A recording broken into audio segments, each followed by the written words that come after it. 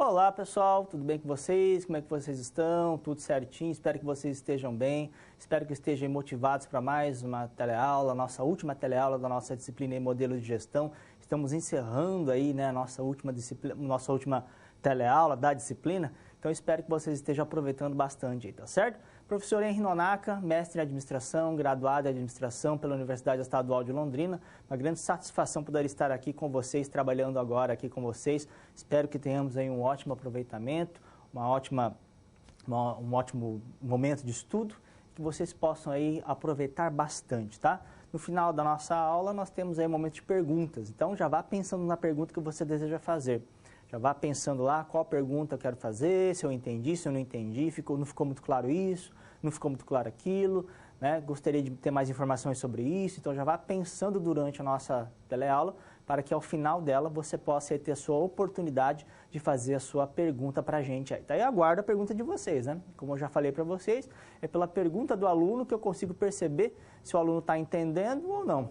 É pela pergunta que vocês enviam para a gente. Então é realmente muito importante que vocês participem, que vocês enviem suas perguntas para a gente poder aí analisar, ter esse feedback. Né? O professor gosta de ter feedback, de ele ver se a turma está entendendo, se a turma está compreendendo, se vocês estão absorvendo o conhecimento que a gente quer passar para vocês, tá certo?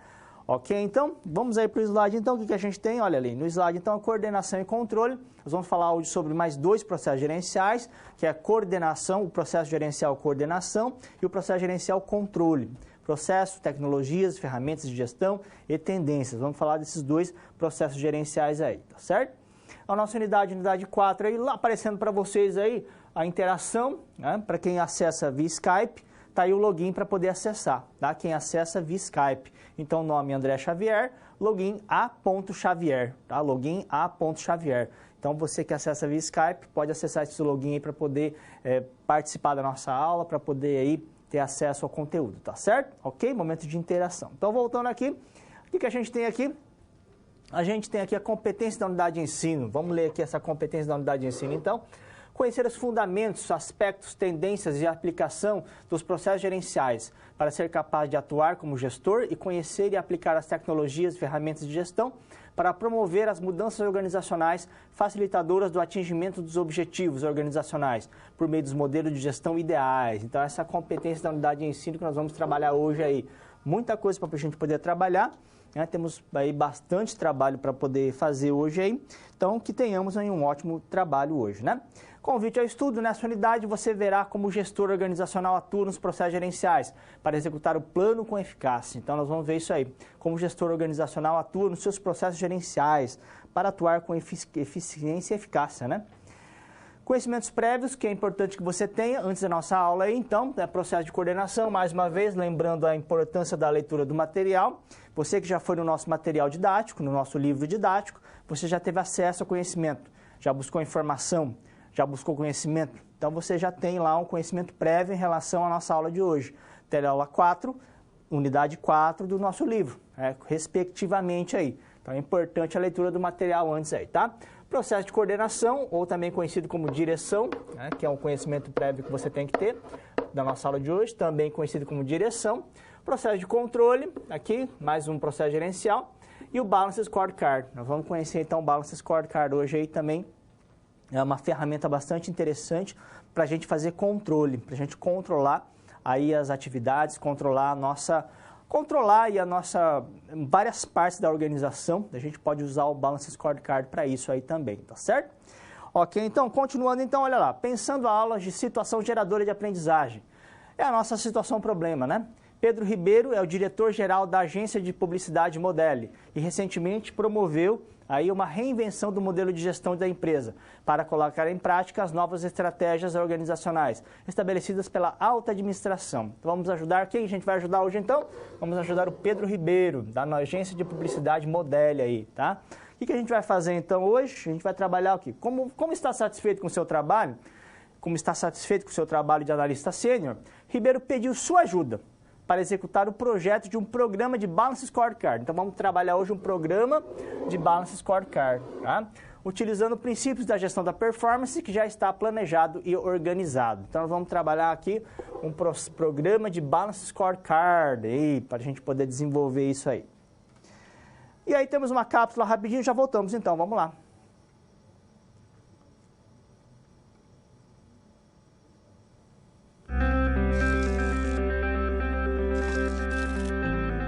Olá, tudo bem? Espero que esteja gostando dessa aula. Como você pôde perceber, é muito importante estudar o conteúdo da pré-aula no ambiente virtual, antes de conhecer e resolver as situações problema. Vamos lá? As etapas para compreender e resolver as SPs são simples e facilitam os seus estudos.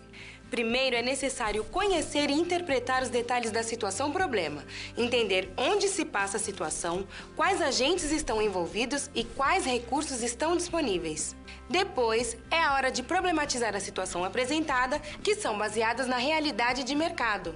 E isso significa que seu desafio foi elaborado com base nas informações de empresas, experiência dos professores e acontecimentos do cotidiano da sua área. E por último, você vai solucionar as problemáticas. Para isso, você deve utilizar dos conceitos e das teorias vistas nas pré-aulas. Ficou claro? Então o desafio está com você. É hora da SP1.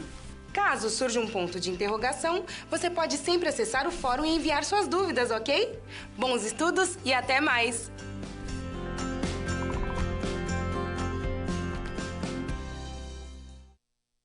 Ok, voltando, preparados então? Vamos lá, pessoal, vamos trabalhar? Muita coisa hoje, né? Vamos lá então, o que a gente vai fazer aqui? Quem vamos ajudar? Vamos ajudar aí o Pedro Ribeiro. O que vamos fazer?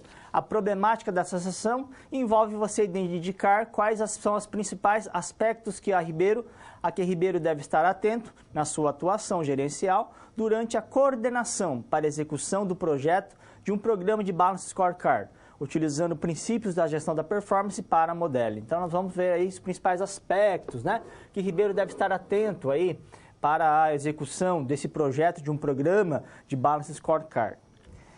A coordenação também conhecida como direção, é a função administrativa que se refere ao relacionamento interpessoal do administrador com seus subordinados. Para que o planejamento e a organização possam ser eficazes, eles precisam ser complementados pela orientação e apoio às pessoas, por meio de uma adequada comunicação, liderança e motivação. A direção é o processo gerencial responsável por fazer com que as pessoas sigam um determinado caminho, né? Então, isso que a direção faz. Faz com que todos nós sigamos para um determinado objetivo. Faz com que todos nós sigamos um determinado caminho. Tem que seguir, tem que direcionar as pessoas, direcionar o esforço das pessoas para o objetivo que eu quero atingir, para um rumo da minha organização. Então, essa é a função coordenação, ou também conhecida como direção. Direcionar o esforço das pessoas rumo a um objetivo que precisa acontecer, tá? Vamos fazer só uma recapitulação. Então, a gente já falou do processo gerencial planejamento. O que é planejamento? Planejamento é eu me preparar para o futuro, lembra? Né? O objetivo, eu tenho um objetivo, então eu tenho que fazer planejamento para alcançar o objetivo. Planejamento é um processo composto por atividades que juntas vão fazer com que você consiga atingir um determinado objetivo. Você tem que, para atingir o seu objetivo, você precisa de planejamento para atingir o seu objetivo, tá? Então, você quer abrir sua padaria, vamos pensar, abrir uma padaria, você tem que se planejar, né? Você tem que se preparar para o futuro, você tem esse objetivo, abrir sua padaria. Então, para abrir sua padaria, quais são as atividades que você tem que cumprir para abrir sua padaria? Você tem que fazer um planejamento, você tem que comprar máquinas para a sua padaria, você tem que comprar matéria-prima para a sua padaria, você tem que buscar um financiamento para a sua padaria, você tem que identificar o pessoal para a sua padaria, você tem que realizar essas atividades que juntas vão fazer com que você consiga atingir o seu objetivo. Isso é planejamento, é um processo composto por atividades que juntas vão fazer com que você consiga atingir um determinado objetivo. Tá? Então, falamos já na nossa aula 2, se não me engano, a professora Nicole falou com vocês o processo gerencial planejamento, né? Na teleaula passada, a gente trabalhou o processo gerencial organização, lembram? Né? A organização. O que é organização? Organização, eu vou definir quem vai fazer o quê. Então, na minha padaria, organização é definir o quê? Organização seria organizar o trabalho. Eu definir quem vai fazer os doces, quem vai fazer as compras da minha padaria, quem vai fazer o atendimento da minha padaria. Isso é organizar o trabalho. Eu definir quem vai fazer o quê. E na organização a gente monta o nosso organograma. Lembram lá do nosso organograma? A gente vai montar o organograma da padaria. né, que está lá os cargos, identificando quem está acima de quem, né, o nosso organograma para identificar os cargos aí da nossa empresa, tá? Então, na minha padaria, a organização é definir quem vai fazer o quê. E hoje, na nossa teleaula de hoje, a gente vai falar da direção, né, que direção, o que eu já falei para vocês, a direção, o que é? Eu direcionar o esforço das pessoas, as pessoas estão aqui, né, na minha organização, estão aqui, direcionar o esforço delas para determinado objetivo. É o nosso processo gerencial, direção não, né, direção aqui para vocês, tá certo? Processo gerencial, direção, então, fazer com que todos atinjam um determinado objetivo, ok? Voltando aqui, o que a gente tem então? E a função administrativa, que se refere, eu já li para vocês isso, né? Por meio de uma adequada, então a direção ela acontece por meio de uma adequada comunicação, liderança e motivação, né? Para que ocorra direção, tem que haver o quê? Tem que haver comunicação, eu tenho que me comunicar com as pessoas para fazê-las seguir determinado caminho, concorda comigo? Se eu quero que todo mundo vá para aquele caminho, eu tenho que me comunicar com elas, eu tenho que informá-las qual é o caminho, como vamos ir para esse caminho, não é verdade? Então, eu tenho que me comunicar com essas pessoas. Eu tenho que liderar essas pessoas também. Tem que haver um processo de liderança dessas pessoas. E tem que haver também, bastante importante, a motivação dessas pessoas. Elas têm que estar motivadas a seguir determinado caminho. Se ela não estiver motivada, se ela não for comunicada e se ela não for liderada, nós não vamos conseguir direcionar ninguém para caminho nenhum. Né? Então, na direção ou coordenação, é importante a existência da comunicação, da liderança e da motivação. Tá? Vamos falar um pouquinho de liderança, então. Né? Nós temos aí alguns estilos de liderança. Vamos falar primeiro da liderança aqui, então. Né? A liderança, o que é? A liderança é a capacidade de influenciar as pessoas. Concorda comigo? O que é liderança? Liderança é a capacidade que você tem de influenciar pessoas. Quando você influencia pessoas, você é um líder. Né? Nós temos alguns estilos de liderança que eu gostaria de falar para vocês aqui. Nós temos o líder chamado líder visionário. Esse líder visionário, ele transmite uma visão de futuro para você, mostra uma visão de futuro e faz com que você persiga essa visão de futuro. Ele vai mostrar para você uma visão de futuro, olha aqui, essa visão. Aí você vai ser contagiado a alcançar essa visão que ele está mostrando para você. Um exemplo de líder visionário, um político, por exemplo. Político, né? O político vai lá no bairro da pessoa e fala assim, pessoal, imagine esse bairro com uma nova rede de esgoto. Aí você visualiza a rede de esgoto no seu bairro. Pessoal, imagine esse bairro aqui com uma praça no meio do bairro. Aí você já visualiza uma praça no meio do bairro. Pessoal, imagine esse bairro aqui com uma linha de ônibus passando aqui. Você já imagina aquela linha de ônibus. O que esse líder político está fazendo? Ele está mostrando uma visão para você, uma visão de futuro. Se você votar nele, vai acontecer isso. Né? Então, ele lidera as pessoas através de uma visão. Ele contagia as pessoas pela visão que ele tem, pela visão que ele quer mostrar às pessoas. Então, esse é o líder visionário. A liderança acontece através de uma visão. Mostra uma visão de futuro e faz com que você esteja contagiado a perseguir essa visão de futuro.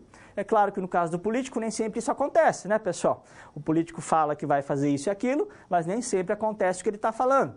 Mas é uma maneira de influenciar, né? Existem líderes políticos bons, né, que eles falam e você imagina e acontece realmente na prática, tá? Então, o primeiro estilo de liderança, liderança visionária. Temos o líder também chamado líder transacional. A liderança transacional acontece a partir de uma transação. Se você fizer isso, eu te dou aquilo. Se você fizer aquela outra atividade, eu te dou uma recompensa. A liderança ela é exercida através de uma negociação, através de uma transação. Tá? Então, se você vender mais, eu te dou um prêmio. Se você criar novos produtos, eu vou te dar uma comissão em relação a esses novos produtos que você criou. Tá? Então, olha aí, acontece o quê? Uma troca, uma transação. Você faz isso que eu te dou isso. Você faz isso que eu te dou aquilo. Então, a liderança acontece, eu consigo fazer com que as pessoas sigam algum caminho através dessa transação. Se você for por esse caminho, eu te dou isso. Se você for por esse outro caminho, eu te dou isso. Então, essa é a liderança transacional, tá? E temos a liderança transformacional. Tá? Na liderança transformacional, acontece uma transformação das pessoas. A partir de uma característica do líder, o líder tem uma característica que ele possui, ele consegue transformar as pessoas. Exemplo de líder transformacional, Steve Jobs. O Steve Jobs tinha uma característica nele que era o seguinte, ele era bastante crítico. Você levava para ele um produto que queria lançar, por exemplo, levava o produto para ele. Se ele não gostasse do produto, ele não economizava nas críticas. Ele era muito ácido, muito crítico nos seus comentários, né? Mas essa característica do Steve Jobs fazia o que com as pessoas? As pessoas se transformavam. Ah, ele não gostou do meu produto? Não, eu vou criar um produto melhor.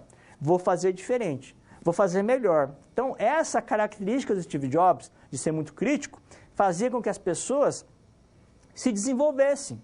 Fazia com que as pessoas quisessem buscar algo a mais. Fazia com que as pessoas quisessem fazer diferente para mostrar para ele. Então, era o líder transformacional. Ele transformava as pessoas e transformava a empresa como um todo.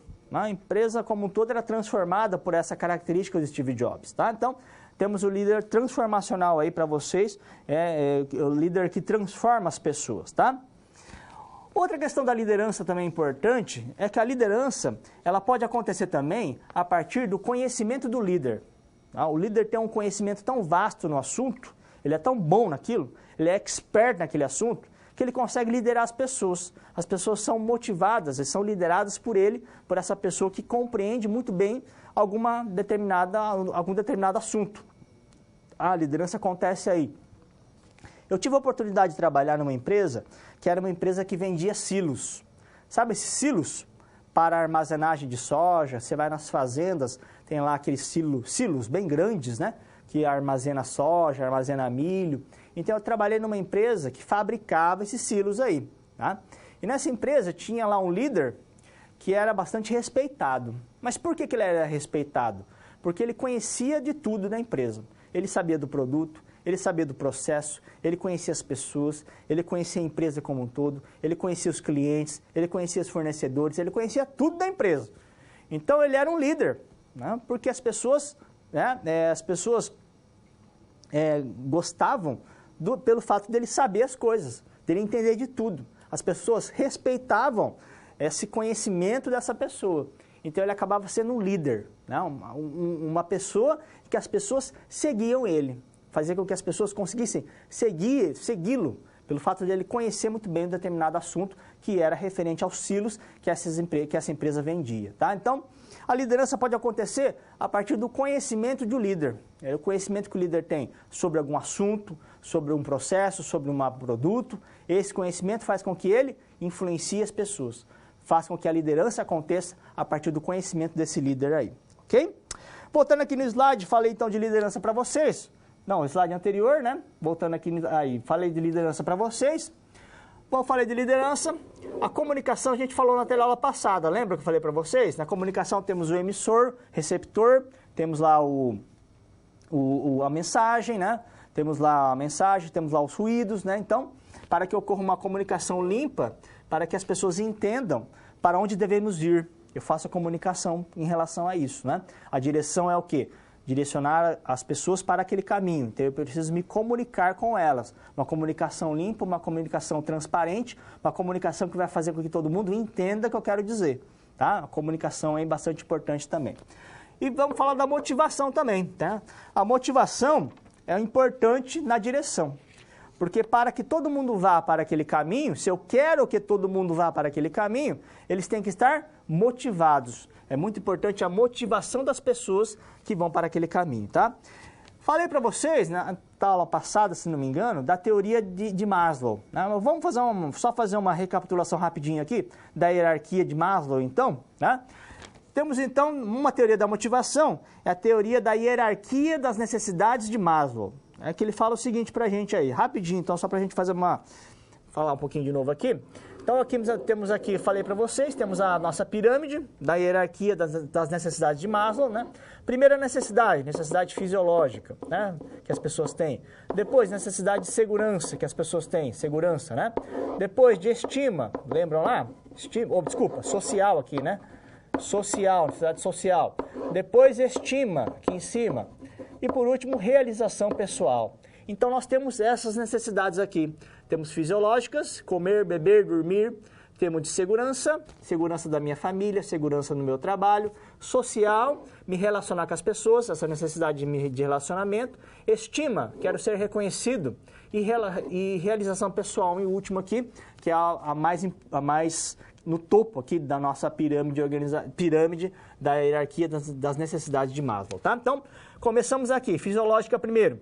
Depois que eu satisfiz a fisiológica, vem segurança, depois vem a social, depois vem a estima e depois realização pessoal. Tenho diversas pessoas na minha empresa, né? Cada uma está em um nível dessa hierarquia aí. Tá? Tem pessoas que estão despontando a necessidade fisiológica, tem pessoas que estão despontando a necessidade social. Né? Então, como é que funciona a motivação aí? A motivação funciona da seguinte maneira: a partir de eu atender a tua necessidade, você tem uma necessidade.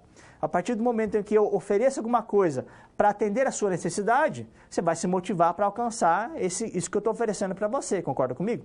Né? Então, as pessoas têm necessidades. A partir dessa necessidade, eu ofereço alguma coisa para satisfazer essa necessidade. E se você se interessar por isso, né, porque você quer ter a sua necessidade satisfeita, então você vai se motivar para alcançar aquilo que eu desejo. Porque eu estou te oferecendo algo para satisfazer a tua necessidade. Né? Então, na nossa empresa, temos diversas pessoas, cada uma num estágio dessa hierarquia aqui. Para satisfazer a fisiológica, o que a empresa pode fazer? Uma cesta básica, tá? Uma cesta básica aí, né, para oferecer, para satisfazer a fisiológica. Para satisfazer a segurança, o que eu posso oferecer? Equipamento de segurança, por exemplo. Equipamento de segurança do trabalho, né? Uma questão para oferecer, para satisfazer a necessidade de segurança aí, tá? Necessidade social, o que eu posso oferecer para as pessoas? Um clube recreativo, recreativo aí, tá? Para satisfazer a estima, o que eu posso oferecer para as pessoas? Elogio, reconhecimento, necessidade de estima, né? Reconhecimento. E realização pessoal, o que eu posso oferecer para as pessoas? Plano de carreira. Plano de carreira, porque as pessoas vão querer buscar degraus altos na minha empresa. Então, eu vou oferecer um plano de carreira para elas, tá? Então, funciona a motivação assim, né? Pessoa tem necessidade, eu vou oferecer alguma coisa para satisfazer essa necessidade. Seja uma cesta básica, seja um clube recreativo, e aí vou fazer com que você se interesse de seguir para onde eu quero que você siga, porque você quer satisfazer essa necessidade. E eu estou te oferecendo algo para satisfazer essa necessidade que você possui. Tá? Então é assim que funciona aí essa questão da motivação aí, ok? Temos mais uma teoria da motivação. Ainda na motivação aqui, nós temos então, ainda na motivação, nós temos aqui também uma outra teoria. Teoria XY. Né? O que é isso, professor? Teoria XY. Proposta aqui por Douglas MacGregor. Tá? Temos aí estilos administrativos. Douglas MacGregor, tá? Douglas MacGregor, tá? Propôs essa teoria. Então, teoria X, teoria Y. Douglas MacGregor, ele fez uma pesquisa ali com diversas pessoas e descobriu 2 grupos de gerentes. Né? Olha aí, Douglas MacGregor fez uma pesquisa, identificou 2 grupos de gerentes. Ele identificou primeiramente o grupo de gerentes que tem uma visualização dos seus colaboradores, dos seus subordinados, conforme a teoria X. Né? Esses gerentes conforme a teoria X. O que fala a teoria X? A teoria X ela é o seguinte, ela tem uma visão perante seus subordinados. Né? A teoria X é o seguinte, as pessoas, os gerentes, veem seus subordinados como pessoas preguiçosas. As pessoas são preguiçosas, as pessoas não gostam do trabalho, as pessoas não gostam de responsabilidade. Então, segundo a teoria X, os gerentes veem os seus colaboradores, seus subordinados, como preguiçosos, como não gostarem do trabalho, como não gostarem de responsabilidades. Tá? Então, esse é um grupo de pessoas, de gerentes, que viam seus subordinados conforme a teoria X. Ok? E o que fazer para motivar? O que esse gerente da teoria X ele faz para motivar os seus colaboradores? Bom, se as pessoas são preguiçosas, se elas não gostam do trabalho, se elas não gostam de responsabilidade, o que vai acontecer? Para eu motivá-las, eu vou ter punição, rigidez, supervisão direta. Olha aí, então para eu motivar pessoas, conforme a teoria X, para eu motivar essas pessoas, como é que eu vou motivá-las? Punindo elas, rigidez, supervisão direta, faço isso para motivar essas pessoas aí, tá? Mas tem o outro grupo de gerentes que tem a visualização dos seus colaboradores conforme a teoria Y. Na teoria Y, as pessoas, os gerentes, veem seus subordinados de uma outra maneira. veem seus subordinados como pessoas que gostam de responsabilidade, que gostam do trabalho, que gostam de se desenvolver, né? É uma outra visão na teoria X, Y, né? Que as pessoas gostam de responsabilidade, gostam de trabalho, gostam de se desenvolver. Então, para motivar as pessoas, segundo a teoria Y, então, para motivar as pessoas da teoria Y, o que eu vou fazer? Delegar decisões, chamar para o processo, trabalhar com a administração participativa, trabalhar com o empowerment, né? Então, olha com uma visão diferente. Teoria X, funcionário preguiçoso, não gosta de trabalhar. Teoria Y, funcionário gosta de responsabilidade, gosta de trabalho. São visões diferentes, né? Então, para cada uma dessas visões, há uma ação que o gestor vai fazer para motivar os seus subordinados, né? É diferente aí, acontece essa diferença aí, tá? Teoria X e teoria Y aí para vocês. Tranquilo, pessoal? Certo, então temos mais uma teoria da motivação para passar para vocês, passado para vocês aí, então. Teoria X, teoria Y aí, ok? Vamos falar um pouquinho de equipe e grupo, né? Equipe diferencia de grupo, porque gera sinergia positiva por meio do esforço coordenado, em que existe uma integração dos esforços individuais que resulta em desempenho maior do que a simples soma das partes, então, tá? Equipe diferencia de grupo, então, tá? Para eu direcionar as pessoas, eu vou precisar de uma equipe para isso, né? Eu quero formar uma equipe quando eu vou direcionar as pessoas para aquele objetivo, na direção. Eu vou, então, formar uma equipe e não simplesmente um grupo. O grupo é apenas uma reunião de pessoas. A equipe não. A equipe tem o quê? Sinergia positiva por meio do esforço coordenado. Há uma coordenação de esforços na equipe, né? A equipe, todo mundo sabe o que tem que fazer. Há uma soma de esforços entre as pessoas para alcançar o objetivo. Então, na direção, é importante a formação de equipes e não apenas de grupos aí, tá? Equipes de alto desempenho. Quais são as equipes de alto desempenho? No geral, como é que são as equipes de alto desempenho? Tem tamanho pequeno, os participantes são capazes de complementares, né? Então o meu conhecimento complementa do outro, o conhecimento do outro complementa do outro, tá?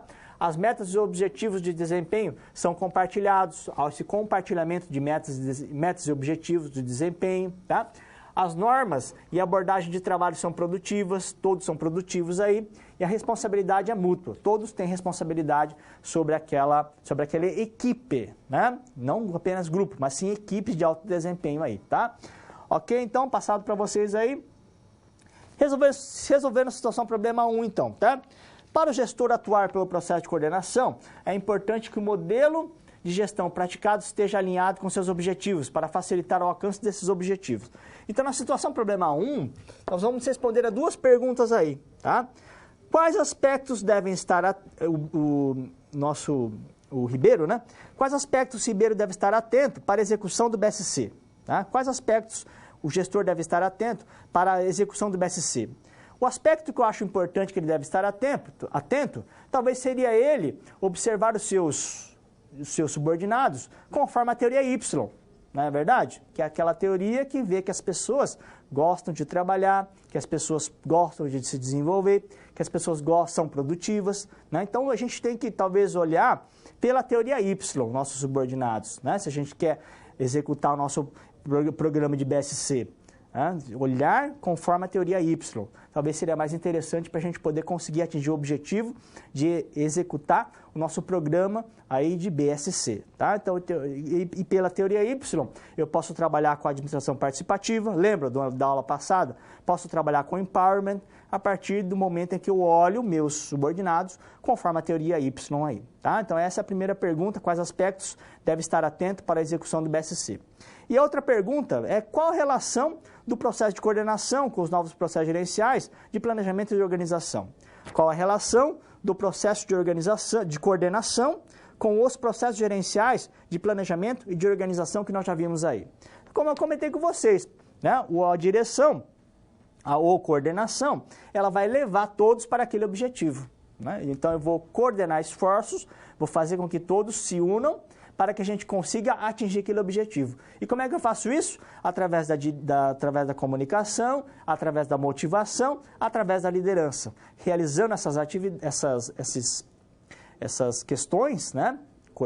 Comunicação, motivação, liderança, atuando com isso, eu consigo levar as pessoas para aquele objetivo que eu desejo. Então é assim que a direção funciona. Planejamento, prepara para o futuro. Organização, define quem vai fazer o quê. E a direção leva todo mundo para aquele objetivo que eu quero alcançar, através da comunicação, da motivação e da liderança. Tá? Então, essas duas perguntas que nós fizemos nessa atividade 1, que é importante que você tenha aí. Tá? A primeira, a teoria Y, é talvez mais importante, e a segunda pergunta é que a direção vai levar todos para aquele caminho. Ok?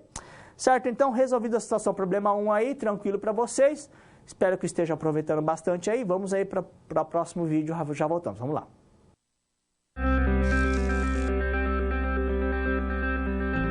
Opa, e aí? Como você se saiu com a primeira SP?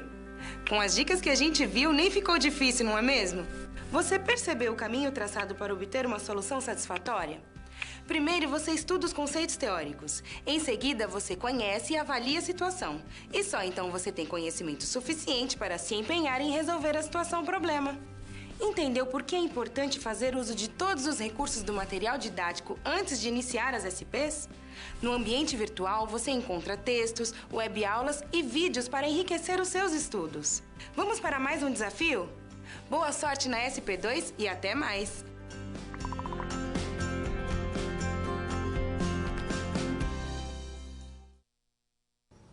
Ok, voltando, vamos aí para a nossa próxima situação, problema então, vamos lá. O que a gente tem aí então? Quem vamos ajudar? Ribeiro. O que vamos fazer? A problemática dessa sessão envolve você indicar quais são as principais preocupações a que Ribeiro deve se dedicar na sua atuação gerencial durante o controle da execução do projeto de um programa de Balance Scorecard. Então, quais as principais preocupações agora, então, que a gente tem que pensar, né, para a gente poder fazer com que esse programa de BSC aconteça aí, tá certo? Então, vamos falar um pouquinho aí com relação ao controle. É mais um processo gerencial, um processo controle. É um processo regulatório que estabelece padrões para permitir alcançar objetivos organizacionais, comparar desempenho real com o padrão e adotar medidas corretivas, quando necessário, para aproximar o desempenho aos padrões. Tá? Então, no controle, a gente faz o quê? Compara desempenho real com o padrão. Tá? É o que o controle faz. O controle ele é importante para o quê? Para corrigir o rumo. Tá? Planejei alguma coisa. Meu planejamento é esse. Vamos seguir? Organizei o trabalho. Organizei, defini quem vai fazer o quê. Direção. Estou direcionando todo mundo para aquele caminho. Estou fazendo a direção. Chega o controle para quê? Para colocar tudo no lugar. Né? Para controlar. Colocar na linha. Está ali, né? Então eu tenho que estar na linha. Corrigir o rumo. Tá? Planejamento, preparar para o futuro. Organização, definir quem vai fazer o quê. Direção, direcionar todo mundo para aquele caminho. Agora chega o controle para colocar no trilho, né? Para verificar se tudo está caminhando da maneira correta, se tudo está indo da maneira certa, se estamos conseguindo executar o que foi planejado, né? E colocar tudo no trilho, tudo no caminho. Aí como é que eu faço isso? Como é que eu coloco tudo no trilho? Olhando, por exemplo, para os indicadores da minha empresa. Né? A partir do olhar o indicador, eu consigo perceber se eu estou atingindo meu objetivo. Eu tive como objetivo lá atrás, estipulei X. Então vamos ver no controle se estamos atingindo X. Estipulei vendas X, quero vender tanto lá atrás. Agora é o controle que vai ver se nós estamos conseguindo vender o que nós estipulamos. Então o controle ele bota no rumo tudo. Ele olha para os indicadores, vendas é um indicador. Né? Questão aí de indicador. Então, olhar para os indicadores de uma empresa, verificar se tudo está indo da maneira como nós planejamos, e se não estiver indo como nós planejamos, o que coloca, o que faz? Coloca no rumo de novo. Opa, não estamos vendendo tanto, estamos vendendo menos. Então, o que está acontecendo? Temos que resolver essa situação. Mas foi o controle que detectou isso, o controle que viu isso. Né? Então, não estamos vendendo isso, por quê? O vendedor está trabalhando mal? O cliente está indo para o concorrente, o que está acontecendo? Então, é essa situação que nós vamos identificar no controle. Colocar no rumo, fazer com que tudo caminhe no rumo. Né? Então, olhar para os indicadores. Tá? Bastante importante também. E a questão do controle também é importante o quê? É importante olhar para os indicadores trazer essas informações para a empresa e devolver em melhorias para, por exemplo, os clientes. Então, como eu falei para vocês, se eu olhei para o indicador lá de clientes, por exemplo, vi que tem muita reclamação de clientes. Então, eu tenho que olhar para isso, traz informação para a empresa, analisa isso e devolve o quê? Devolve melhores produtos para os clientes. Então, a lógica do controle é essa. Não é só coletar informação, não é só verificar a informação, é verificar, analisar e devolver isso em melhorias, seja para clientes, seja lá para colaboradores da minha empresa, né?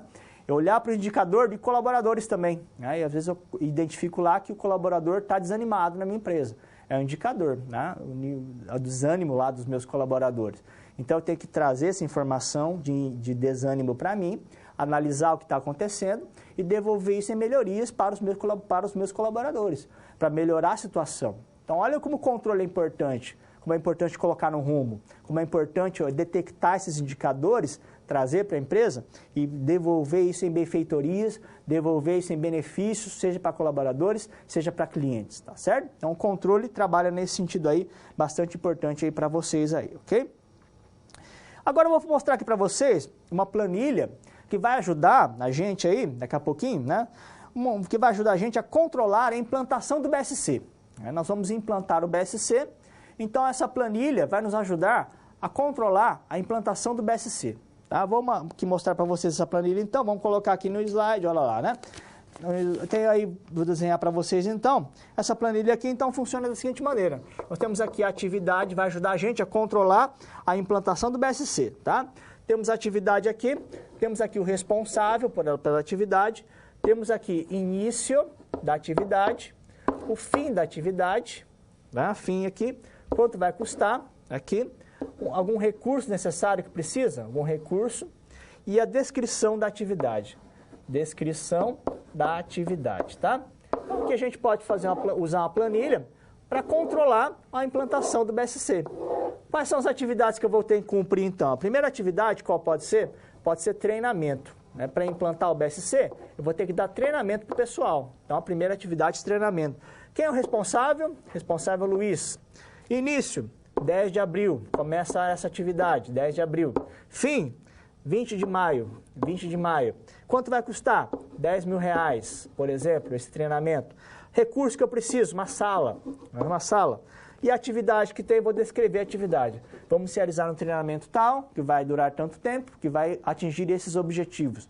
Então, a planilha aqui simples, é claro que eu tenho aqui outras atividades, eu terei outras atividades para cumprir, mas só para que você tenha uma ideia aí, né, de como é que eu posso controlar, estamos falando de controle, né?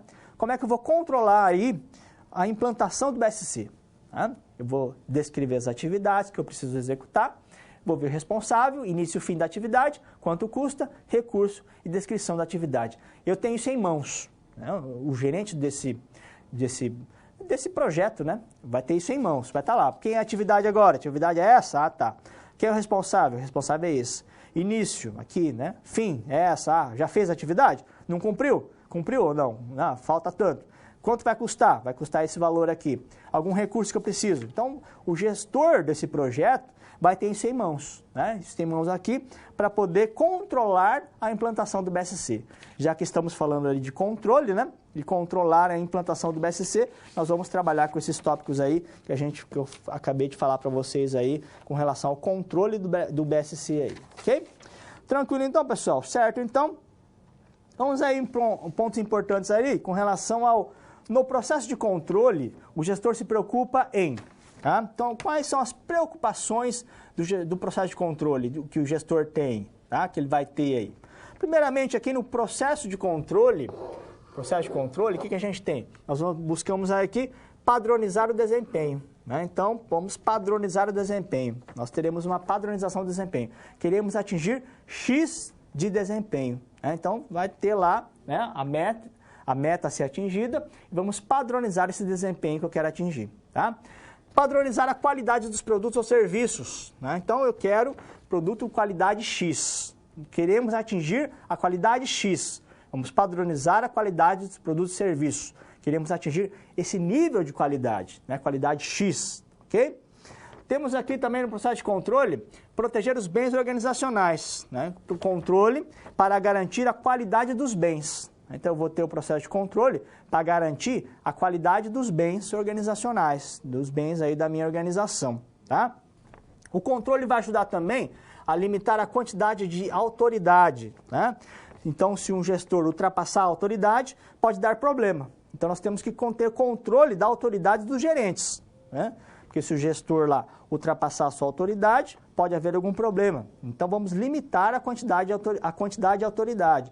É o controle da autoridade dos gerentes aí. O processo de controle também trabalha nesse sentido aí. Avaliar e dirigir o desempenho das pessoas, né? Então, no controle, eu olho sempre para o desempenho das pessoas. Vou estar olhando o seu desempenho, né?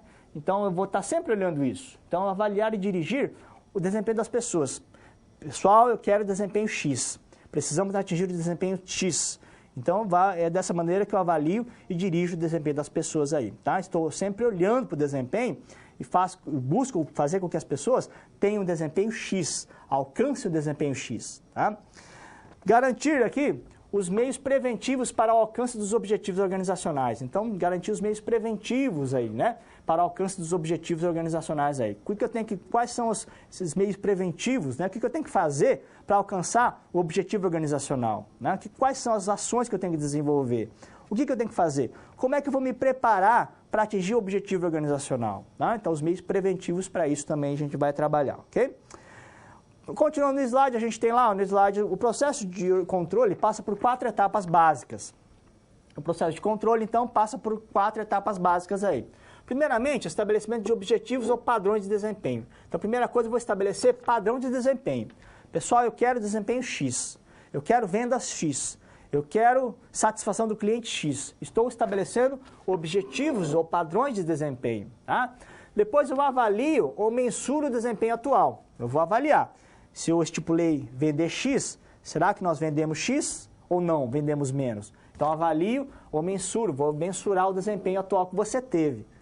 Depois eu comparo o desempenho atual com os objetivos ou padrões estabelecidos. Vou comparar o desempenho que você teve, o atual, com o que foi estabelecido. Vou fazer essa comparação. E aí eu vejo, atingiu ou não atingiu? Ficou menos ou ficou mais? Vendeu mais ou vendeu menos?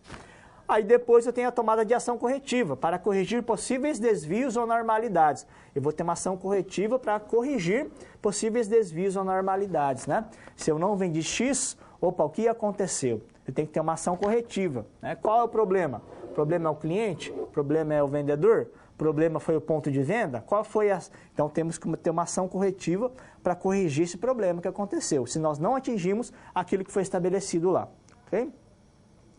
Para conseguir conduzir aí então, né, um sistema eficaz de controle, deve-se reunir as seguintes características. Então, para conduzir um sistema eficaz de controle, o que a gente tem que fazer? Quais são as características que a gente tem que ter? Primeiramente, a orientação estratégica para resultados. Tem que ter uma orientação para resultado. Eu tenho que ter essa orientação. Eu quero atingir esse resultado, né? Para você ter um sistema eficaz de controle, se você quer isso, você tem que ter uma orientação estratégica para resultado. A sua orientação tem que ser para buscar, aquela orientação que vai buscar resultado, né? Eu quero atingir isso. Compreensão e clareza dos dados dos relatórios. Tem que ter compreensão dos dados relatórios, porque é pelos dados relatórios que eu tomo decisões, né? Decisões aí. Estou controlando, estou observando os relatórios que estão sendo passados para mim, e a partir daí eu tenho que ter uma compreensão e clareza dos relatórios, né? Porque são eles que vão me alimentar a minha decisão. Eu vou tomar a decisão a partir dos relatórios que eu observo no controle, tá? Flexibilidade para se adaptar a novas situações. Então, tem que ter flexibilidade, né? Às vezes nós falamos de controle, às vezes eu falo do controle, tem que ser uma coisa rígida, não é? Controle rígido, tem que ser aquela coisa rígida. Não, tem que atingir isso. Mas, às vezes, do andar da carruagem, pode ser que eu precise mudar alguma coisa, né? Se eu estipulei assim, nós temos que ter 10 inovações por mês. 10 inovações por mês é o nosso objetivo. Eu estipulei essa meta para vocês. Mas no dia a dia, não consegue atingir essa meta, né? Não está dando para atingir 10 inovações por mês. Então, talvez eu tenha que ter uma flexibilidade para mudar essa ação, né? Então, tudo bem. Talvez 10 é muito grande, muito grande. Vamos diminuir, então, ter a flexibilidade para diminuir, então, né, a quantidade de inovações. Então, vamos inovar e vamos criar 5 inovações por mês, não sei, uma coisa nesse sentido. Então tem que ter essa flexibilidade. O controle, a princípio, parece algo rígido, mas é necessário que no decorrer da carruagem a gente precisa adaptar alguma coisa. Talvez mudar aí a nossa meta, né, para se adequar à situação. Porque senão não vai nunca atingir a meta que a gente expôs lá, tá certo? Também aqui autocontrole para gerar confiabilidade, comunicação e envolvimento das pessoas. Então, quando há o controle na empresa, o que vai acontecer? As pessoas vão ter esse autocontrole, né? As pessoas vão ter esse autocontrole, porque elas têm que atingir suas metas, né? Então, elas acontecerá esse autocontrole e envolvimento das pessoas aí. Natureza positiva, privilegiando a mudança e a melhoria. Também é bastante importante isso aí, né? Natureza positiva, vamos conseguir, vamos alcançar essa mudança, vamos alcançar essa meta. Clareza e objetividade para garantir o propósito, fundamental da melhoria do desempenho. Então, tem que ter clareza e objetividade para garantir o propósito fundamental da melhoria do desempenho aí. Então, é bastante importante para conduzir um sistema eficaz de controle, ok? Resolvendo a situação problema 2, então, o que a gente tem aqui na situação problema 2? Olha lá, dentre todos os aspectos identificados, qual você percebe como mais capaz de favorecer que o gestor garanta o atingimento dos objetivos propostos? Diria para vocês aqui, o aspecto identificado que vai ajudar aí, né? Que vai garantir, né, o atingimento dos objetivos propostos, eu diria que é a gente seguir aquele processo de controle. Lembra do processo de controle? A gente tem que respeitar o processo de controle. Esse seria o aspecto identificado aí para garantir, né, o atingimento dos objetivos propostos. Qual que é a primeira etapa do processo de controle? Estabelecer padrões de desempenho. Então, estabelecer padrões de desempenho. Depois, avaliar e mensurar o desempenho. Eu vou fazer avaliação e mensuração do desempenho. Depois, eu vou comparar o desempenho atual com os objetivos estabelecidos. E depois, a tomada de decisão corretiva. Tá? Então, eu diria que para que a gente consiga atingir o nosso objetivo proposto, eu tenho que respeitar essas etapas do processo de controle. Né? Estabelecer padrões de desempenho, avaliar e mensurar o desempenho, comparar o atual com o estabelecido e tomada de ação corretiva. Voltando aqui só para que vocês possam saber aí, então, né? Esses 4 itens aí, para garantir a implantação do BSC. Né? Então, a gente tem que estar esses 4 itens aqui, estabelecer, avaliar, comparar e tomada de decisão corretiva aí, ok? Esse é o aspecto que eu considero talvez mais importante para a gente poder atingir o objetivo do nosso BSC lá, certo? Ok, então, resolvendo a solução problema 2, tranquilo para vocês, certo? Aí temos agora nossa próxima situação problema, vamos lá para 3 agora, vamos lá.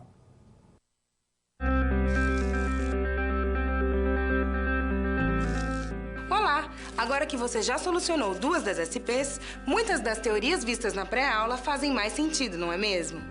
Essa é justamente a função das situações problema, te preparar de forma mais prática para a realidade da vida profissional. Já conhecer algumas das situações que podem surgir no dia a dia faz de você um aluno mais preparado para o mercado de trabalho. Bom, a SP3 já vai começar. Se ficar com dúvida em algo, pode entrar no fórum e enviar sua pergunta, ok? Até mais!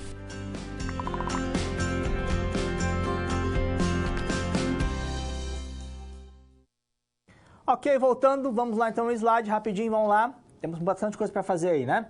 Quem vai nos ajudar aqui então? Ribeiro, o que vamos fazer? Você deve definir quais são as melhores opções de tecnologias e ferramentas de gestão para cada processo, coordenação e controle, que Ribeiro deve utilizar para subsidiar a execução eficaz do projeto de um programa de Balance Scorecard, então, tá? Vamos trabalhar essas ferramentas de gestão aí. Quais são as ferramentas de gestão que nós temos à disposição, então, né? Temos aqui o Brainstorming. Já falei para vocês que é o Brainstorming, né? Lembram lá? Brainstorming é chuva de ideias. Você reúne pessoas numa sala, todo mundo vai falar sobre um assunto que eu estipulei, e aí toda ideia é bem-vinda. É proibido falar mal da ideia do outro. Né? Toda ideia é bem-vinda, sem críticas. Né? Então, a minha ideia ajuda na ideia do outro, a ideia do outro ajuda na ideia do outro, e assim vai. Vamos construindo novas ideias ali, né? O brainstorming, então, essa chuva de ideias aí que nós temos aí, ok? Temos a teoria de fixação das metas. Na teoria de fixação das metas, o que ela fala? Ela prega que eu tenho que colocar desafios que são apreciados pelas pessoas. Desafio atraente para as pessoas, né? Fixar metas atraentes. Porque se for metas atraentes, você vai ter motivação para perseguir essas metas aí. Né? Então, essa que é a teoria da fixação das metas prega. Colocar, né, desafios apreciados pelas pessoas. Eu vou estipular desafios que as pessoas vão ter interesse de ir atrás. Elas vão, a partir daí, elas vão perseguir esses desafios, porque são atraentes a elas aí. Então, para isso, o que eu tenho que fazer? Eu tenho que conhecer bem as pessoas, não é? Então, conhecer bem as pessoas, saber o que gosta e o que quer, se ela aprecia essas metas. Então, tem que ter esse contato com as pessoas para identificar, né, quais são as metas que elas desejam, quais são as metas que elas têm interesse de perseguir. Então, essa é a teoria de fixação das metas aí, tá? Estipular metas atrativas para as pessoas. Temos o princípio de Pareto também. O princípio de Pareto, também conhecido como princípio 80-20. Né? 80-20. O que é isso, professor? 80-20 é um princípio que fala o seguinte, ele fala que 20% das causas, olha aí, atenção, 20% das causas são responsáveis por 80% dos efeitos. E 80% das causas são responsáveis por 20% dos efeitos. Ih, complicou tudo, professor, não entendi nada, né? Calma aí, vamos explicar para vocês aí, né? Então, olha aí, o que eu falei para vocês é essa questão do 20 e 80 aí, tá? Vou fazer a representação para vocês aqui então, tá?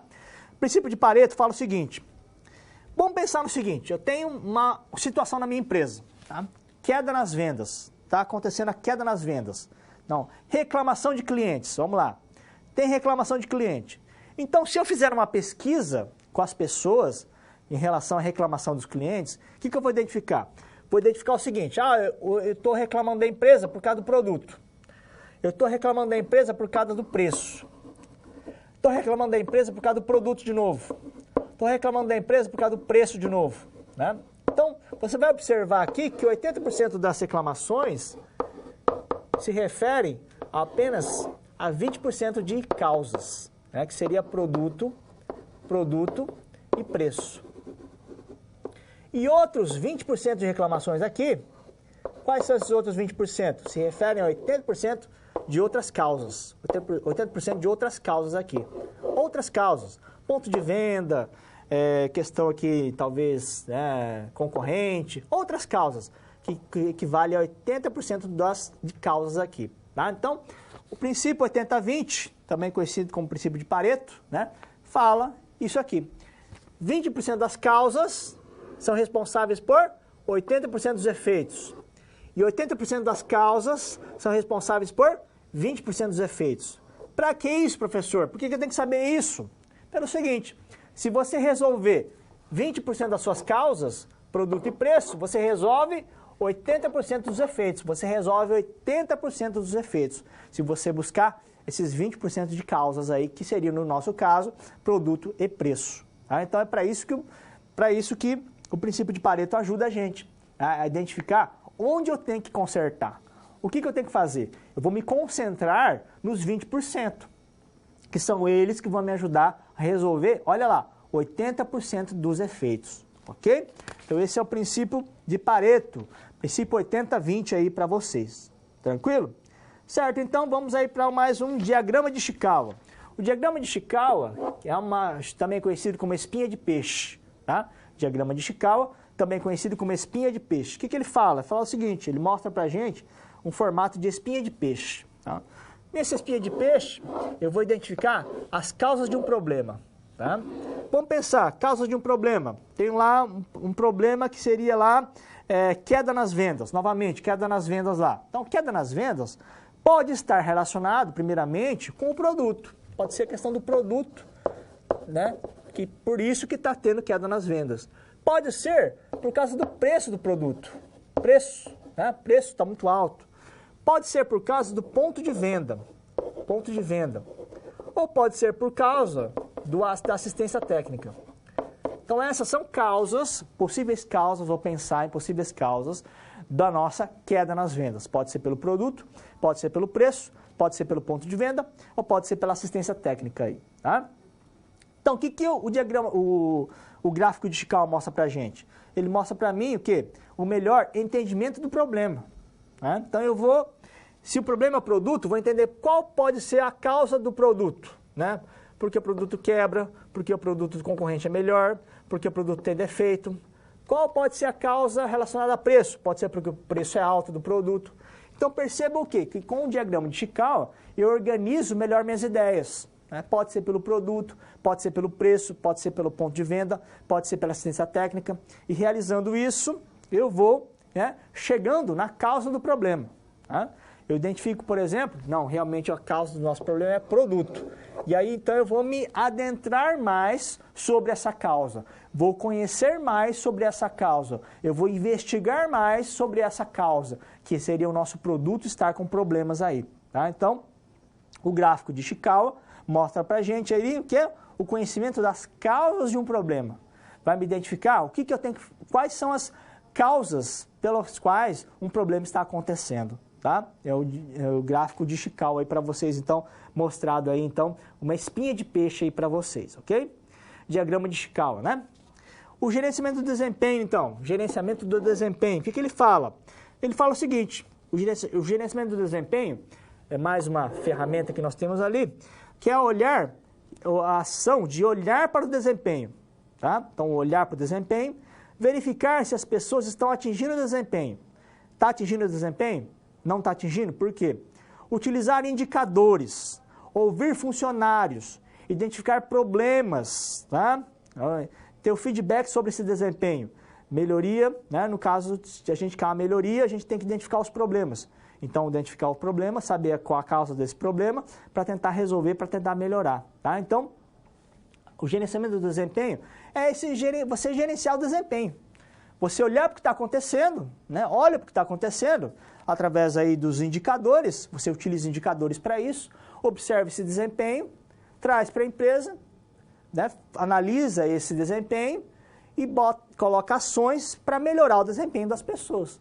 Então, praticamente é isso. Você gerenciar o desempenho. Olha o desempenho, traz para a empresa, analisa, verifica o que pode melhorar e aí devolve isso em ações. Então, para a gente melhorar o desempenho, a gente tem que fazer isso, isso, isso, isso. Para você melhorar o seu desempenho, você tem que fazer isso, isso, isso, isso. Isso é gerenciamento do desempenho, ok? Vamos aqui na Câmara de Documentos, mostrar aqui para vocês então, na Câmara de Documentos. Está no livro de vocês, tá, pessoal? Já está no livro de vocês aí, então. Ele fala o seguinte aqui, ó, aqui bem embaixo, aqui na última parágrafo aqui. Hobbies descendo, vou aproximar aqui para vocês um pouquinho então, né? Aqui, agora vai dar aqui, né? Vou ler para vocês rapidinho aqui, tá? Hobbes, Descens e Volter sugerem algumas atitudes para os gestores em relação ao gerenciamento do desempenho. Manter uma documentação contínua do desempenho do seu pessoal. Usar também medidas baseadas em comportamentos. Combinar padrões relativos e absolutos. Utilizar múltiplos indicadores. Avaliar seletivamente. Capacitar-se para a avaliação do desempenho. Ouvir o que os funcionários têm a dizer. Identificar problemas, esclarecer alternativas, elaborar planos de ação a partir das conclusões e atuar com ética. Foi o que eu falei para vocês, né? Que nem eu falei para vocês. Olhar, ouvir, observar o desempenho das pessoas. Observa, traz para a empresa, analisa e devolve com práticas. Para você melhorar o seu desempenho, você tem que fazer isso, isso, isso, isso. Então aí está, né, a questão do desempenho das pessoas aí, tá certo? Tranquilo então, pessoal? Então, o gerenciamento do desempenho passado para vocês aí, tá? E o sistema integrado também, né? O sistema integrado propõe que a gente tem que ter um sistema integrado na empresa, né? Tem lá um sistema integrado. Os sistemas têm que falar a mesma língua. Então, as vendas tem que ter a mesma língua do estoque, né? Tem que ter um sistema integrado com compras, com a informação de marketing, com aspectos financeiros, com a questão da produção. Tem que estar tudo interligado, né? Um sistema integrado. Então, se eu vendi um produto, tem que automaticamente baixar o estoque. Compras, já fica sabendo que tem que comprar aquele produto. Vai ter informação de marketing em relação àquilo. Ó, vendeu tal produto, então temos essa informação de marketing aí. Né? Temos que ter uma ação para vender mais esse produto. Tem também um aspecto financeiro. Tem que ter lá o sistema financeiro, também tem que estar com aquela venda baixada, né? Com aquela venda lá no seu sistema lá, com aquela venda feita. E a produção tem que saber que ela tem que produzir aquele produto. Então, percebam o quê? Que houve uma integração aqui, que eu falei para vocês. Vendeu, baixou o estoque, comprou material, tem que comprar material, informação de marketing, aspectos financeiros e questão da produção daquele produto. Tá? Já tem que estar automaticamente, tem que estar tudo interligado. Todo o sistema tem que estar integrado para que os objetivos sejam alcançados, para que a gente consiga alcançar os objetivos que a gente necessita aí, tá? Então tem que ter esse sistema integrado aí, ok? Tranquilo então, pessoal, certo? Então, né? Agora resolver a situação problema 4, né? 3, desculpa. Vamos lá então, situação problema 3 então, vamos lá. Quais os principais aspectos de tecnologias e ferramentas de gestão os gestores devem considerar ao escolherem as melhores opções para facilitar sua atuação gerencial? Então, para que a gente possa aí, escolher as tecnologias e ferramentas de gestão que eu falei para vocês, ali para vocês agora há pouco aí, né? O que a gente pode escolher para a implantação do BSC? A gente pode escolher a teoria de fixação de metas, né? Porque o BSC, pessoal, o BSC vai estipular metas para as pessoas, né? O BSC mostra metas para as pessoas. Vocês já leram o material, já sabem lá o BSC, né? Então, no BSC, a gente estipula metas para as pessoas e as pessoas vão buscar essas metas, vão tentar alcançar essas metas. Então, quais são as ferramentas que eu posso utilizar para a gente poder implantar o BSC, para a execução do BSC, tá? Para a execução do BSC, a gente pode utilizar a teoria de fixação das metas. Lembra lá da teoria de fixação das metas?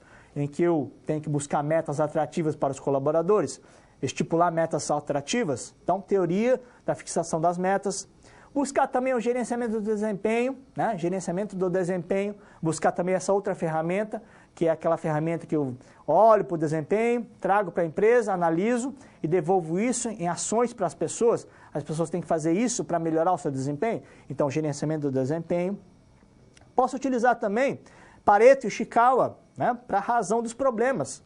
Porque o BSC vai mostrar para mim diversos problemas das empresas também, né? O BSC mostra para mim se a pessoa atingiu ou não aquele objetivo que eu pretendia atingir, né? Vai mostrar para mim. E se não atingiu, eu tenho que saber o quê? Qual a causa desse problema? Por que não atingiu? Qual foi o problema? E aí entra o quê? Entra Pareto, né? Entra Ishikawa, para a gente poder analisar qual a razão desse problema, onde está esse problema, para a gente poder resolver.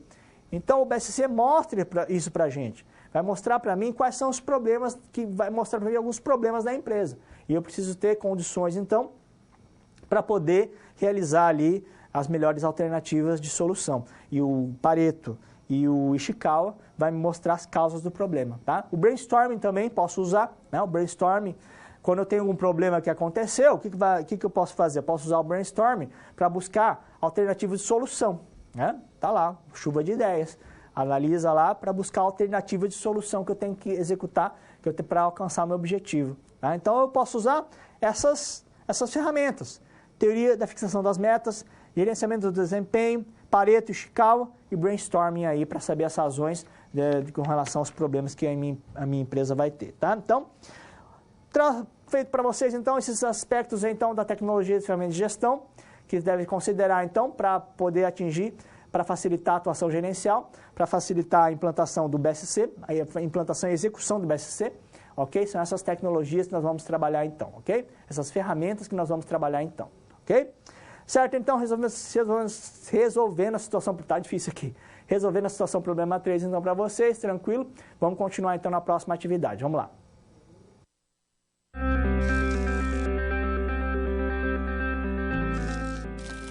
O trabalho de um bom profissional é a soma de conhecimento e experiência. O conhecimento você obtém estudando a pré-aula, tirando dúvidas no fórum, acessando as web-aulas, ou seja, fazendo bom uso dos materiais oferecidos aqui no ambiente virtual. Já para ter experiência antes mesmo de ir para o mercado de trabalho, você precisa se empenhar na resolução das SPs. Lembre-se, quanto mais você se dedicar analisando com atenção, fazendo anotações na hora de levantar hipóteses, procurando diferentes soluções até obter a melhor, mais preparado você estará para desempenhar sua profissão. Você já resolveu 3 desafios, mas ainda falta a SP4. Se dedique, hein?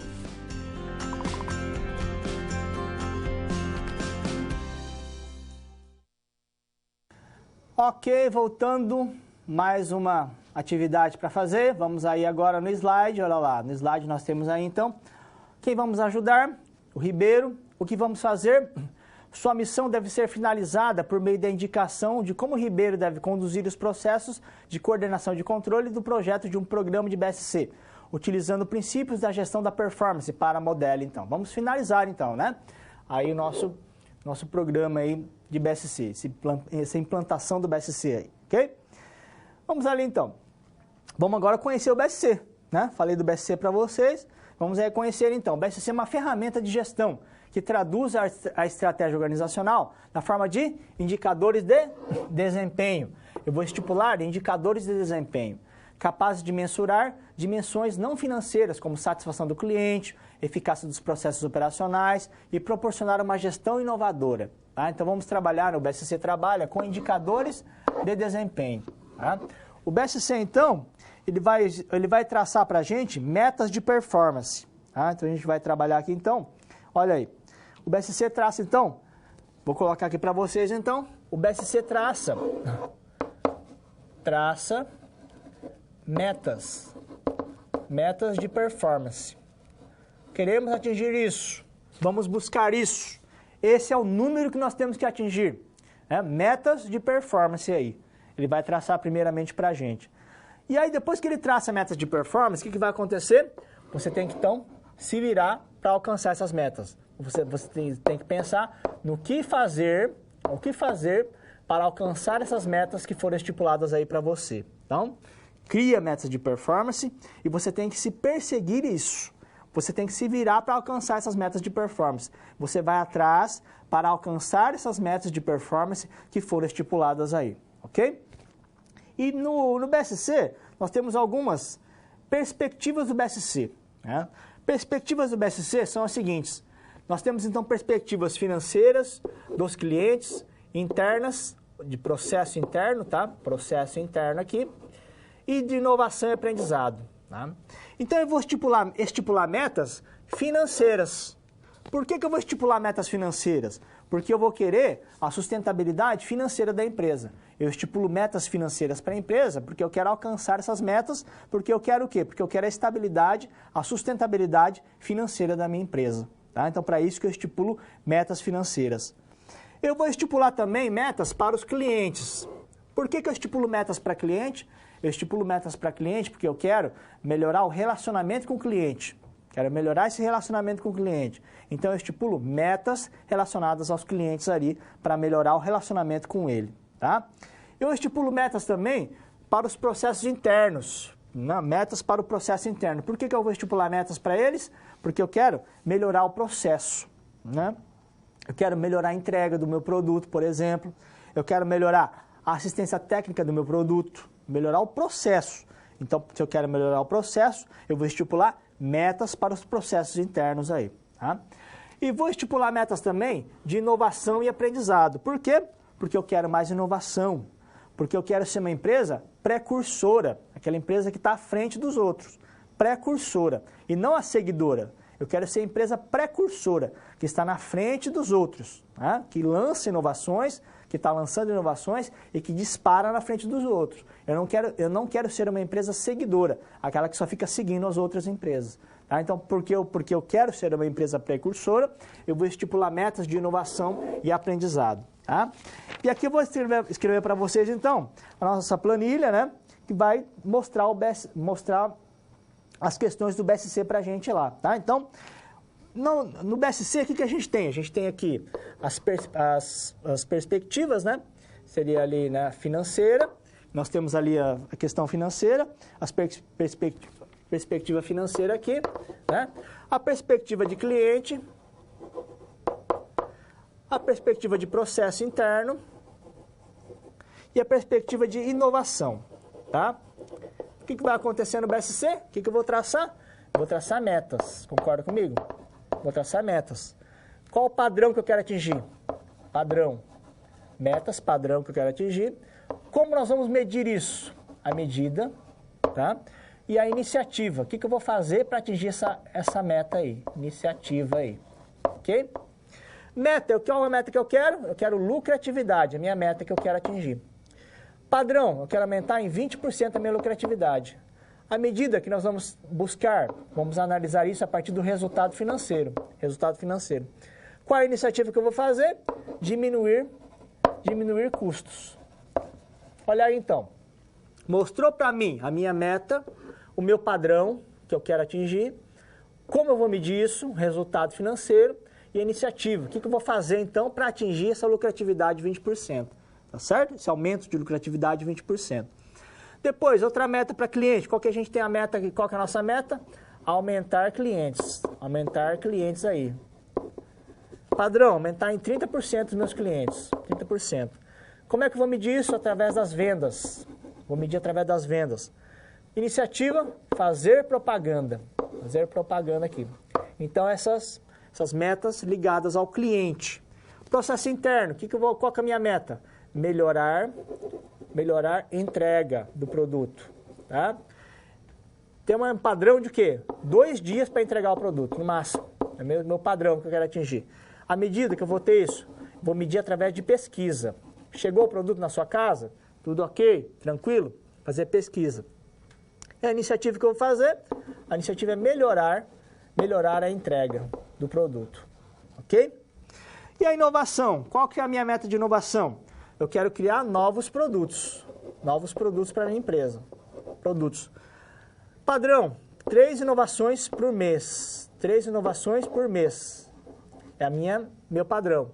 A medida, resultado. Né? Eu vou medir através do resultado daquela inovação. E a iniciativa, criar grupos de trabalho e realizarem um brainstorming.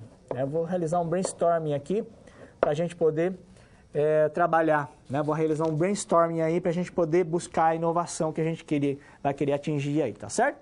Então aqui, essa planilha mostra para a gente então as metas que eu quero atingir, né? E aí você vai precisar se virar para atingir essas metas aí. Você vai buscar quais são as suas iniciativas, o que você precisa fazer, como é que você vai alcançar esses padrões, alcançar essas metas. Né? Então o BSC mostra isso para a gente. Fica claro, né, disponível para as pessoas poderem consultar e saber quais são as suas metas, o que elas têm que buscar na parte financeira, na parte de clientes, na parte de processo e na parte de inovação. Tá? Para financeira, porque eu quero sustentabilidade financeira. Cliente, porque eu quero o quê? Melhor relacionamento com o cliente. Processo, por quê? Porque eu quero melhorar o processo da minha empresa. E inovação, por quê? Porque eu quero ser uma empresa inovadora, porque eu quero mais inovação. Eu não quero ser uma empresa seguidora, eu quero ser uma empresa precursora. Tá? Então aí, para vocês passado aí, então, esses pontos aí importantes, e aqui fala o BSC. Então o BSC está lá, passado para vocês, né, que tem aí essas iniciativas, né, tem esses pontos importantes para a gente poder alcançar aí, tá? Então o BSC mostrou lá as minhas metas de desempenho, mostra lá, você precisa então buscar alcançar essas metas aí, se virar para alcançar essas metas aí, tá certo? Ok, então continuando então, situação problema 4 aí para vocês, então olha lá, né, elabora um relatório para o Ribeiro contendo 4 tópicos. 4 tópicos, então. Temos que buscar 4 tópicos aí, com indicações de como ele deve planejar o programa e definir os objetivos, como as atividades podem ser organizadas para a implementação do programa e como devem ser a coordenação e o controle dessas atividades, tá? Esses 4 tópicos aí para a implantação do BSC, o que a gente pode trabalhar então? Né? Para a questão de andamento do BSC, né? Como ele deve planejar o programa, de andamento do BSC, o que vai acontecer? Eu tenho que buscar, então, verificar as deficiências, primeiramente. Né? Vamos pensar no BSC funcionando, né? No BSC andando. Então, quais são aí as 4 tópicos que eu tenho que estar atento para que esse programa de BSC caminhe, para que esse programa de BSC consiga andar de forma adequada? Né? Primeiramente, eu tenho que fazer o quê? Verificar deficiências. Né? Então, eu vou implantar o BSC, tá lá, tem que verificar deficiências. Quais as minhas deficiências no cliente, quais as minhas deficiências na questão financeira, as minhas deficiências nos meus processos e as minhas deficiências na questão da inovação. Lembra das perspectivas? Eu tenho que, então, verificar as deficiências que eu tenho em relação a isso. Quais são as minhas deficiências? A partir da deficiência, o que eu vou fazer? Eu vou estipular as metas. Né? Outro tópico. Eu vou estipular as metas que eu quero alcançar. Meta para cliente, meta para inovação, meta para processo, meta para financeira. Vou estipular as metas aí, ok? O 4º tópico é eu definir responsáveis. Quem vai fazer cada atividade? Quem é o responsável por atingir a meta financeira? Quem é o responsável por atingir a meta de inovação? Vou definir os responsáveis né, por cada uma dessas atividades aí, em relação às metas que eu quero atingir. E por último, o que eu vou fazer? O quarto tópico, eu vou acompanhar o desempenho, né? Eu vou acompanhar o desempenho para ver se as pessoas estão atingindo as suas metas estipuladas, né? Comparar o realizado com o esperado. Eu vou acompanhar o desempenho das pessoas. Acompanho o desempenho para verificar se eu estou atingindo as minhas metas que eu estipulei lá atrás, né, que o BSC estipulou. Então eu acompanho isso, faço acompanhamento. Então esses são os quatro tópicos que a gente tem para mostrar para vocês, já no andamento do BSC, para fazer com que o BSC caminhe de forma correta, com o BSC funcione da forma adequada. Verifico deficiências, estipulo as metas, define responsáveis e acompanho os resultados, acompanho o desempenho das pessoas, ok? Certo, então, para vocês, passado o problema 4 resolvido aí para vocês, então, tranquilo, vamos aí para nossa cápsula, já voltamos, vamos lá.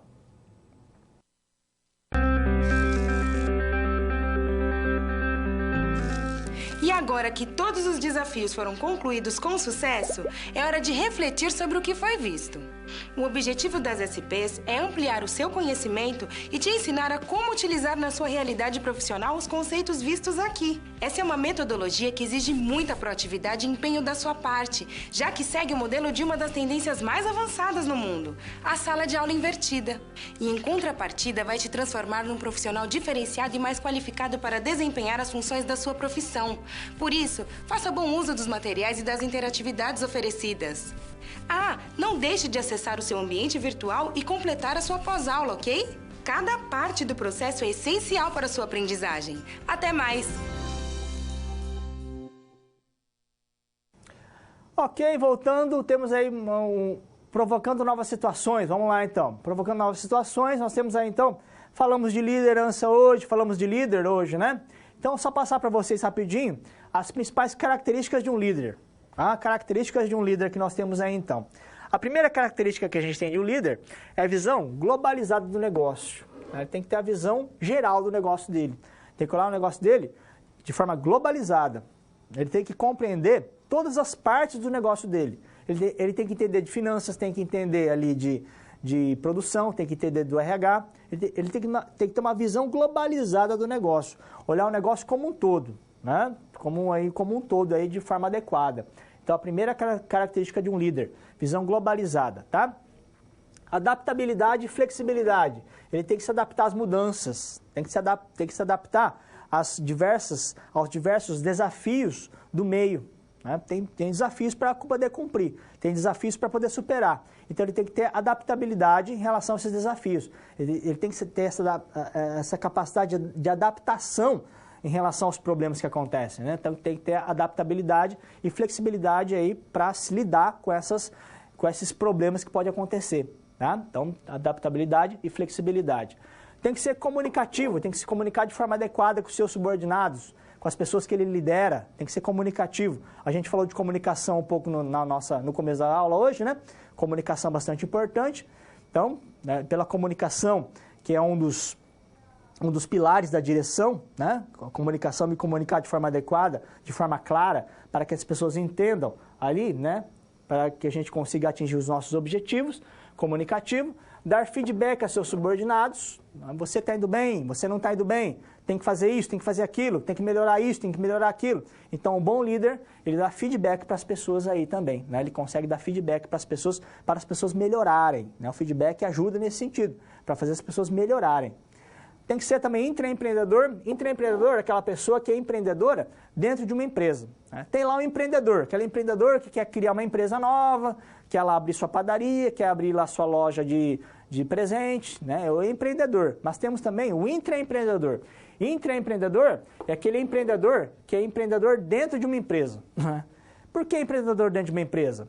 Porque é aquela pessoa que quer criar dentro da empresa. Eu vou criar um novo processo.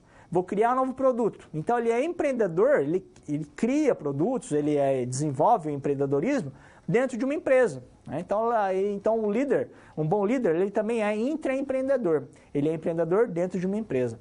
E a empatia também. O bom líder, empatia é a capacidade de se colocar no lugar do outro. É empatia, você se coloca no lugar de uma outra pessoa. Então, o bom líder tem essa questão da empatia também, né? No sentido dele se colocar no lugar do liderado. Então, quando ele se coloca no lugar do liderado, ele sabe o que o liderado deseja, o que o liderado quer. Ele consegue se colocar no lugar de outra pessoa. E aí consegue saber quais são as aspirações dessa pessoa, o que essa pessoa quer, o que essa pessoa deseja. E aí sim a liderança vai acontecendo. Porque ele conhece as pessoas que ele trabalha, ele sabe quais são as aspirações dessas pessoas. Então é bastante importante a questão da empatia também do líder, ok? Certo? Então, passado para vocês então as características de um líder. Temos agora um diálogo com o professor. Mande as perguntas para a gente, nós já voltamos. Vamos lá.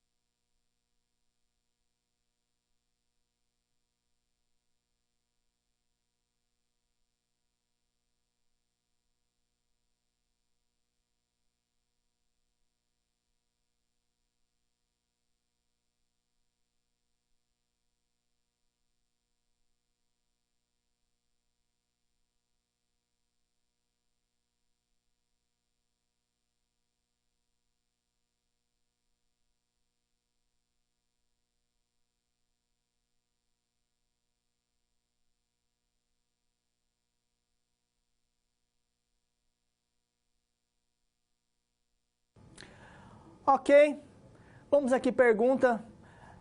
Professor, você explicou o que é equipe e que esta se difere do grupo. Poderia então diferenciar um do outro? Grupo é apenas uma reunião de pessoas. Então no grupo, muitas vezes, não há o conhecimento um do outro. No grupo, eu não sei o que o outro pode dar de bom. No grupo, eu não sei o que essa pessoa faz de melhor. É apenas uma reunião de pessoas, um grupo. Eu não consigo utilizar o melhor potencial de cada um para o atingimento dos objetivos do grupo. O grupo não se conhece entre si. As pessoas que fazem parte de um grupo não se conhecem efetivamente uns entre si, uns entre os outros. E aí o melhor de cada um não pode ser aplicado. Já na equipe, o que vai acontecer? Na equipe eu conheço o potencial das outras pessoas. Há um esforço coordenado. Cada um dá o melhor de si. As pessoas sabem dos objetivos que o grupo, que a equipe tem. As pessoas conhecem uns aos outros, conhecem o potencial um dos outros. Então, o meu potencial vai somar com o potencial do outro. Então, essa é a principal diferença entre grupo e equipe. O grupo, as pessoas não têm muito conhecimento uns dos outros com relação ao que eles podem dar de melhor. Já na equipe existe esse conhecimento. Eu sei o que o outro pode fazer. Eu sei o que o outro pode me ajudar e eu sei como eu posso ajudar o outro. E aí acontece o quê? Um esforço coordenado de ações. as pessoas vão ter esse esforço coordenado, vão aí ter ações referentes a melhor eficiência do grupo, eficiência da equipe. A equipe tem mais eficiência. O melhor de cada um é aproveitado para alcançar os objetivos. Na equipe acontece. Né? Quando no grupo é apenas uma reunião de pessoas. Apenas uma reunião de pessoas ali naquele grupo. Na equipe não. Na equipe há esse conhecimento das pessoas aí. Tá? Então essa seria a principal diferença aí entre grupo e equipe. Tá certo? Ok, então pessoal, chegamos aí, o pessoal está falando para falar da prova um pouco, né? Na prova, assista novamente às nossas aulas. Temos aí 4 teleaulas, falamos muita coisa aí sobre planejamento, organização, direção e controle, falamos lá, né, diversos aspectos em relação a isso, então assista novamente às nossas aulas, tá, nossas teleaulas, e importante também a leitura do nosso livro, né, pessoal?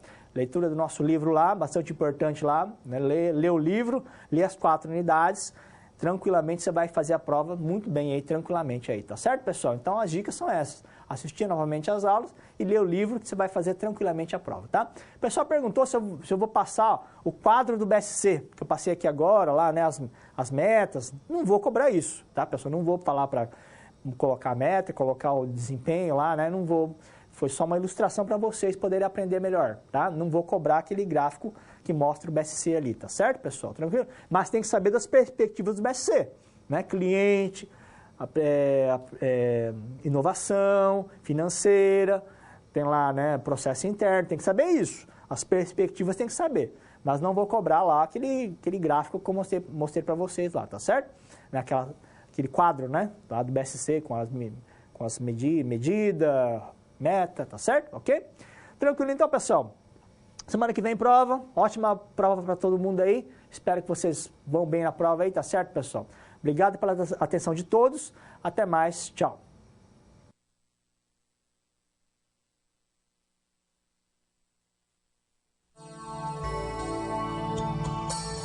A atuação do gestor organizacional deve envolver a aplicação dos recursos destinados ao planejamento.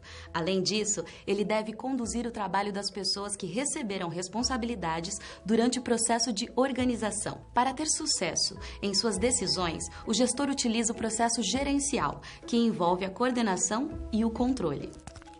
O processo de coordenação está presente em todos os níveis organizacionais e pode ser de direção, gerência ou supervisão, respectivamente nos níveis institucional, intermediário ou operacional. Na prática, os gestores coordenam com diferentes tipos de estilos de liderança, comunicação e motivação. Um gestor participativo, por exemplo, conduz seu pessoal por meio de equipes, possibilitando que as pessoas se comprometam mais com o desempenho próprio e da empresa. Em outras palavras, na coordenação, esse tipo de gestor conduz o trabalho das pessoas na direção correta, o que demanda monitoramento e acompanhamento realizados pelo gestor através do processo de controle. A atividade do gestor no processo de controle é importante para evitar e prevenir eventuais riscos relacionados às atividades que são desenvolvidas, assegurando os padrões estabelecidos para alcançar os objetivos e para que as atividades estejam sendo coordenadas com eficácia.